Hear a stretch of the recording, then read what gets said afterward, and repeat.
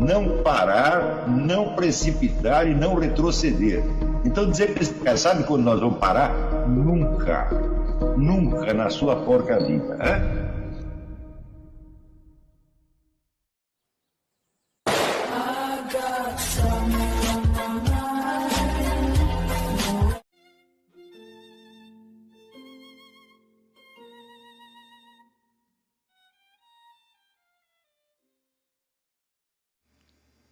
E aí pessoal, tranquilo? Então vem aqui antes do vídeo começar, pedir para vocês se inscreverem, quem não for inscrito, compartilhar, curtir, comentar. Quem puder seja membro do canal, que isso ajuda bastante. Tem também o link do Apoia-se. Quem puder ajudar nosso canal e apoiar financeiramente vai ser muito bem-vindo. Mas o mais importante é transmitir o conteúdo e os conhecimentos do professor Olavo de Carvalho para mais e mais brasileiros. Então compartilhe e ajude aí nossa causa. Muito obrigado a todos os membros, apoiadores do canal. Fico muito feliz. Tenho certeza que a gente está no caminho certo. Então fiquem com o vídeo e até mais. Valeu! Então, essa pergunta é extremamente importante para a situação brasileira. Vocês não podem esquecer que aqueles que hoje governam o Brasil, que são, por assim dizer, a classe dominante, e que, portanto, constitui também a camada mais influente entre os professores universitários, são todos estudantes rebeldes dos anos 60. Não é isso? Então, logo, esses estudantes rebeldes tiveram os meios de decidir o curso dos acontecimentos, eles impuseram um ambiente de controle, repressão e terror psicológico, que é exatamente o contrário de tudo o que eles apregoavam nos anos 60. Tá certo? Então, desde logo eles têm esse ponto fraco. Quer dizer, eles querem que as pessoas se comportem exatamente ao contrário do modo como eles se comportavam. O que demonstra claramente que eles não tinham nenhum amor, vamos dizer, à liberdade como tal, mas apenas a determinados pontos da sua própria ideologia, e que só usavam a liberdade para impor esses pontos. Tá certo? Então a liberdade para eles foi meramente instrumental. Mas todos eles, de algum modo, têm o rabo preso com as suas alegações libertárias dos anos 60. E você pode pegá-los precisamente por aí. Isso quer dizer que se você se comportar com eles como eles se comportaram nos anos 60, eles ficam desguarnecidos, eles não sabem o que fazer. Porque, de certo modo, é a sombra deles mesmo que se projeta sobre as suas pessoas hoje. Em segundo lugar, eles sabem que esse ambiente de disciplina quase clerical que eles estão impondo, eles sabem que tudo isso é falso. Não tem um deles que tenha segurança daquilo que está fazendo. Tá certo? Então, tudo isso é um blefe, quer dizer, não é um sistema repressivo real, porque não há punições efetivas. Não há praticamente nada que um professor possa fazer contra você. E se fizer, você pode recorrer à justiça, ele certamente vai perder. Tá certo? Então, tudo é feito na base, vamos dizer, da intimidação implícita e do blefe. É fazer as pessoas ficarem com medo de uma coisa que elas não sabem exatamente o que é. E como não há uma ameaça explícita, então tudo fica por conta da imaginação de cada um. E quanto mais imaginária é a ameaça, pior ela lhe parece. Se você fizer uma ameaça explícita, olha, se você não fizer tal coisa, eu te bato. Tá certo? Bom, então você tem mais ou menos como se precaver contra uma agressão física. Tá certo? Ou dizer, não, eu te expulso da escola. Tal. Quer dizer, sempre se houver uma ameaça clara e explícita, você tem meios de defesa. Mas como é uma coisa difusa, você está apenas se defendendo contra coisas que estão na sua imaginação, contra as suposições. Por incrível que pareça, este é o método mais eficiente de intimidar as pessoas. Porque são elas mesmas que estão se intimidando, elas mesmas que estão amarrando as suas mãos. Então isso quer dizer que se você cair neste engodo desde o início, você está prejudicando a sua própria percepção da realidade. Você está permitindo que uma faixa de perigos imaginários se sobreponha à percepção da realidade. E isso vai trazer um dano para você pelo resto da sua vida. Quer dizer, você se acostumou a ter a conduta histérica, na qual você acredita no que imagina e não naquilo que você está realmente vendo. Porque se você pensar assim, quantas pessoas foram punidas nessa escola por isso ou aquilo? Ninguém foi punido por nada. O que aconteceu realmente de mal para as pessoas? Falaram mal dele, olharam torto. Mas tudo isso ainda está no campo das insinuações e das ameaças implícitas. Tá certo? Quer dizer, não há um perigo objetivo, real. E se você aceita, então, entrar dentro dessa fantasia intimidatória, né, você lesou sua inteligência. Você já consentiu em entrar num mecanismo histérico. Isso é claramente a propagação de uma histeria. Note bem que o Dr. Andrew Lobachevsky, no livro Political Ponerology, ele explica que quando um grupo de psicopatas toma o poder e tem o comando das coisas, então se espalha entre seus seguidores e entre o público em geral a conduta histérica. Quer dizer, os psicopatas estão em cima e os histéricos estão embaixo. E o histérico é o nego que vive no mundo imaginário. Então, se você caiu nessa, você já está entrando na conduta, se não histérica, pelo menos histeriforme, e você vai se acostumar com ela. E eu acho que isto é incompatível com uma vida intelectual séria. Na vida intelectual, em primeiro lugar, você tem que tentar desenvolver ao máximo o seu senso da realidade efetiva e distinguir o que está acontecendo, vamos dizer, do que você está supondo. Quer dizer, a diferença entre a conduta saudável e histérica é que o homem saudável ele gradua a sua reação pela situação real, portanto gradua o medo pelo tamanho real da ameaça. E o histérico faz o contrário, ele gradua a imagem da ameaça pelo temor que ele sente. Quer dizer, como ele está com medo, ele supõe que a ameaça seja muito grande. E existem meios de você infundir essa conduta numa coletividade inteira, e é o que está sendo feito em todas as universidades hoje. Quando eu vejo a conduta dos universitários hoje, ela se parece com a conduta de alunos de escola primária do meu tempo. Os alunos primários todos bonzinhos, obedientes, quietinhos, né? E quando chegaram na universidade era todo mundo rebelde, todo mundo falava grosso, não respeitava ninguém, era até insolente, tá certo? E hoje em dia está ao contrário. Quer dizer, você vê pessoas de 20 até 30 anos se comportando como se fossem garotinhos de 7 e 8, tá certo? Intimidados no seu canto e temendo coisas que não vão acontecer e que se acontecer não tem importância nenhuma.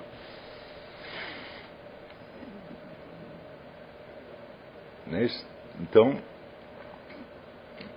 o problema não é saber se você vai enfrentar, se você vai brigar, não é esse o ponto. Tá certo? O ponto é você não deixar a sua mente ser moldada por essa conduta. E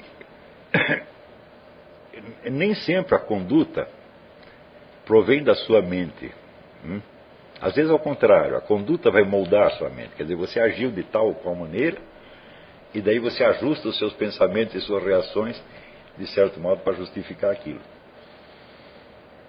Quer dizer, hoje em dia você tem pesquisa, até no livro do Pascal Bernardin, ele menciona isso.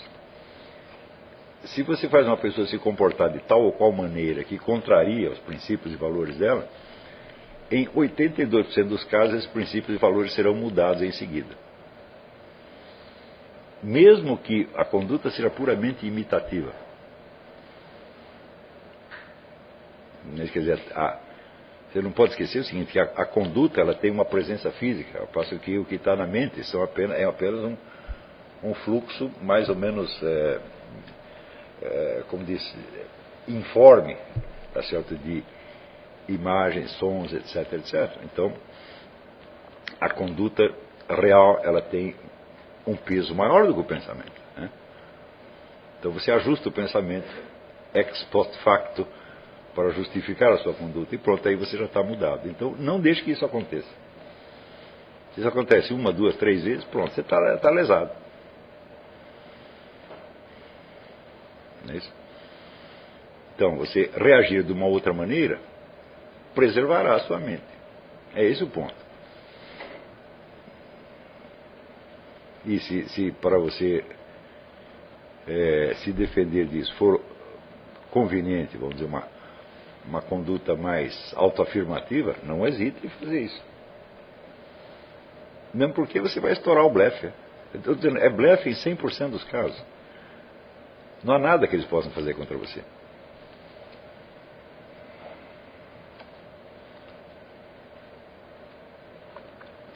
Mas nós estamos num ponto, hoje em dia no Brasil, as pessoas têm medo de que os outros falem mal delas. Ou que olhem feio. Quer dizer, é um show de covardia como eu nunca esperei ver na minha vida.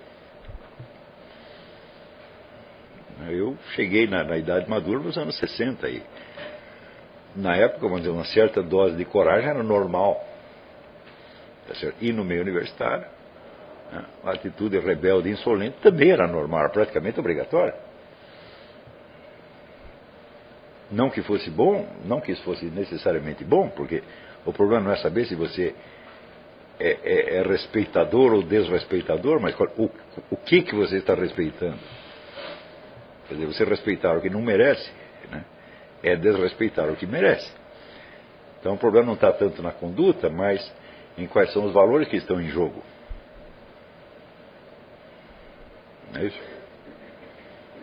Por outro lado, você não esqueça que nós não estamos aqui criando uma geração de militantes ou combatentes. Não é esse o nosso objetivo. Nós apenas queremos criar uma geração de estudiosos, intelectuais sérios, né? E para isso a coisa mais importante é você preservar, quer dizer, a integridade da sua mente, a integridade da sua consciência, sem o qual não existe vida intelectual séria.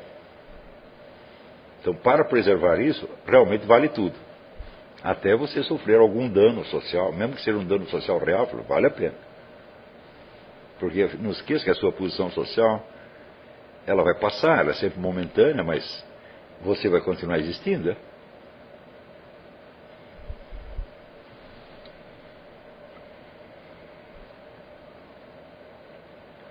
Também você não pode esquecer que se o ambiente geral da sociedade brasileira não fosse hostil à vida intelectual, então essa destruição da alta cultura que houve no Brasil não poderia ter acontecido. O simples fato de não existir mais alta cultura já mostra para você falar, olha, o mar não está para peixe, né? Quer dizer, ninguém está afim de que eu cresça e me afirme na vida intelectual. Ninguém quer isso. Quer dizer, existe uma hostilidade profunda ao conhecimento, à busca da verdade. No Brasil, o máximo que você vê de atitude pública são tomadas de posição emocionais. É o contra a favor.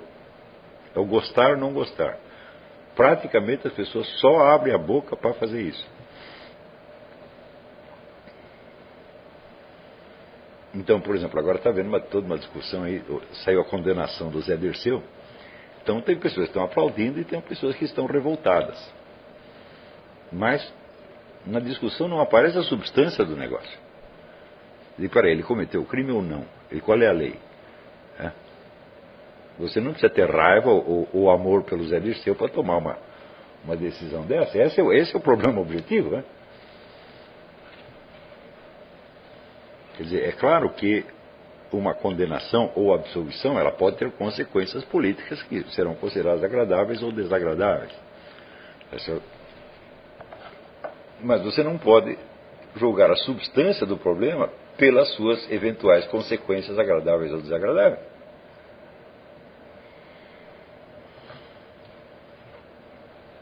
Isso é a mesma coisa que você ir no médico, ele te dá um diagnóstico de que você está com a doença X ou Y e você fica bravo porque o médico te deprimiu.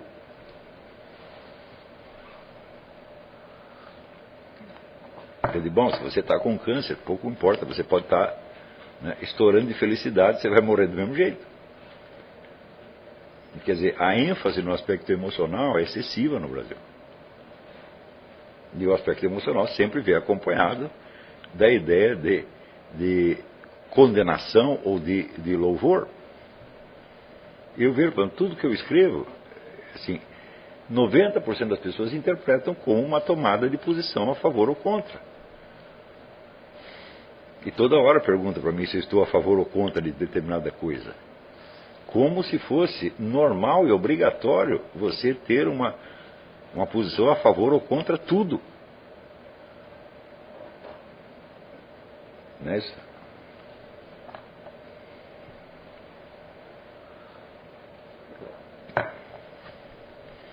Então as emoções de amor e ódio, elas predominam sobre tudo mais.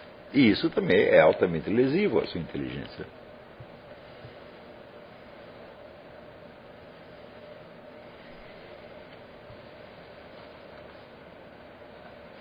Então,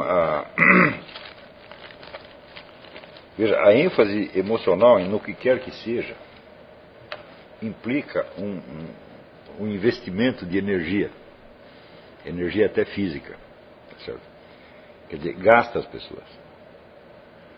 E quanto mais coisas você puder encarar sem um envolvimento emocional, melhor para você, está se poupando.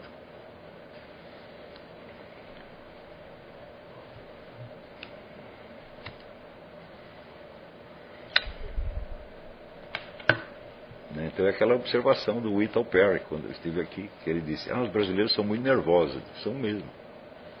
E é uma coisa que chama a atenção do estrangeiro. Todo mundo está com os nervos à flor da pele o tempo todo. E naturalmente as pessoas têm uma tendência enorme de se sentir ofendidas, magoadas. Né? Então, quer dizer, é um investimento tremendo de energia emocional que não serve para absolutamente nada. Deveria reservar as suas reações emocionais para aquilo que tem realmente um significado, né, emocional, uma importância muito grande. Quer dizer, vamos dizer, o nosso aparato emocional, ele lhe dá uma medida do seu estado naquele momento. Quer dizer, o que a gente chama de emoção, sentimento, etc, etc. A emoção jamais te indica o que está acontecendo, mas indica em que estado você está. Por exemplo, se você está com medo, isso não quer dizer que haja uma ameaça real, mas quer dizer que você está com medo. Se você está alegre, entusiástico, né, ou se sentindo muito animado e corajoso, bom, isso não quer dizer que você realmente esteja tão bem quanto lhe parece, mas indica o estado emocional, só indica o estado emocional, não indica mais nada.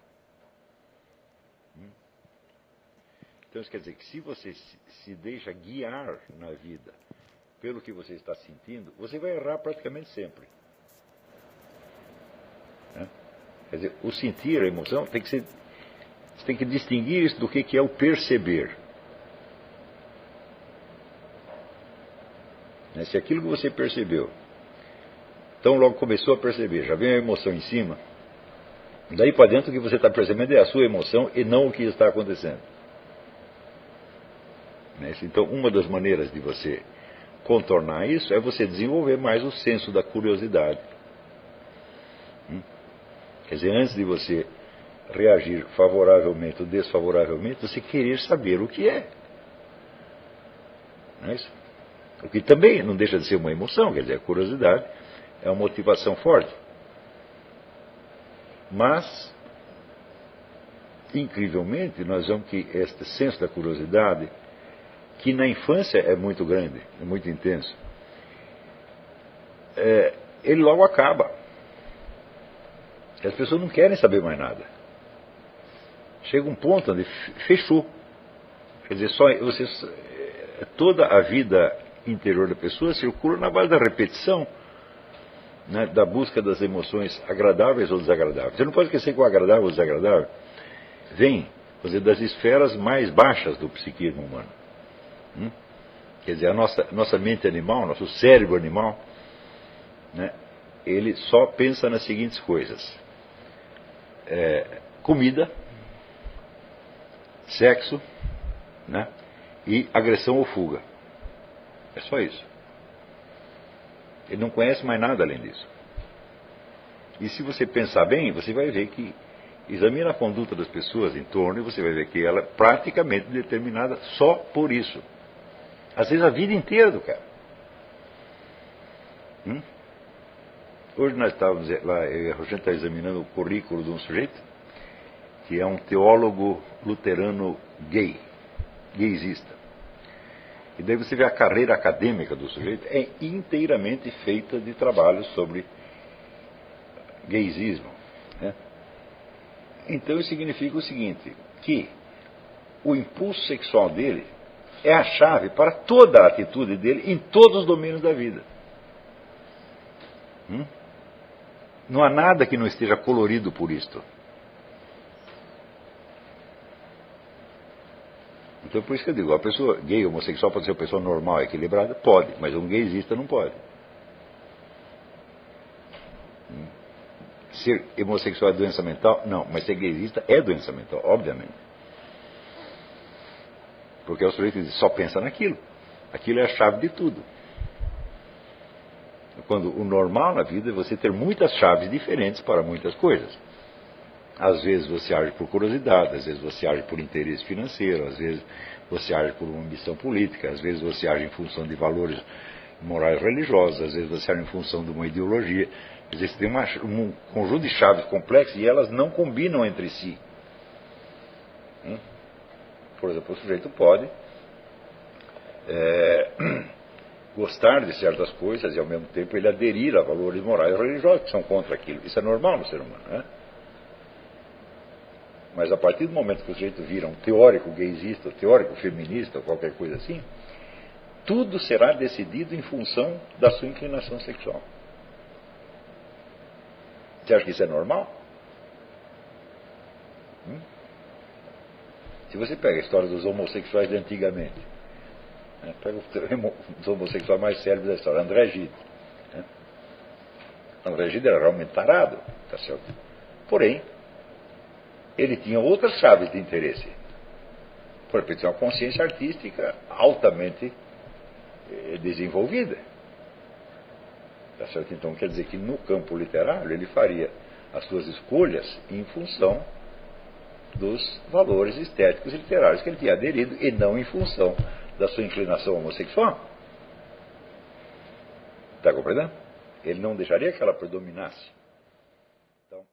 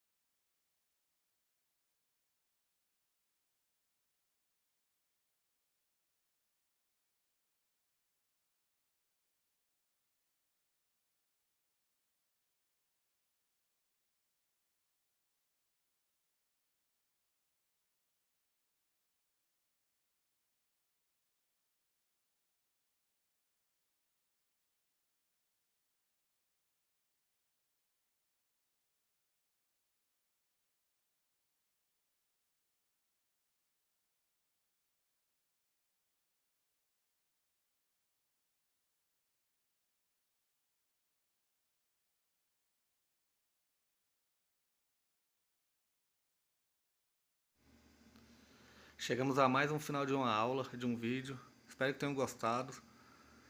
Quem não se inscreveu ainda, se inscreva, compartilhe, comente. Ajude o nosso canal, apoie, seja membro. E ajude o nosso canal a chegar a cada dia a mais brasileiros que precisam muito do conhecimento do professor Olavo de Carvalho. Então é isso aí, fique com Deus, até o próximo. Valeu! Então é isso aí, pessoal. Que é o nosso canal. Que são alguns livros que eu já li. A maioria foi doação, mas alguns eu adquiri, professor Olavo de Carvalho. Alguns livros se perderam aí que eu emprestei. Professor Alexandre Costa. A Bíblia Sagrada. 10 lições sobre Karl Marx. Indico a não ler esse livro, que é muito ruim mesmo.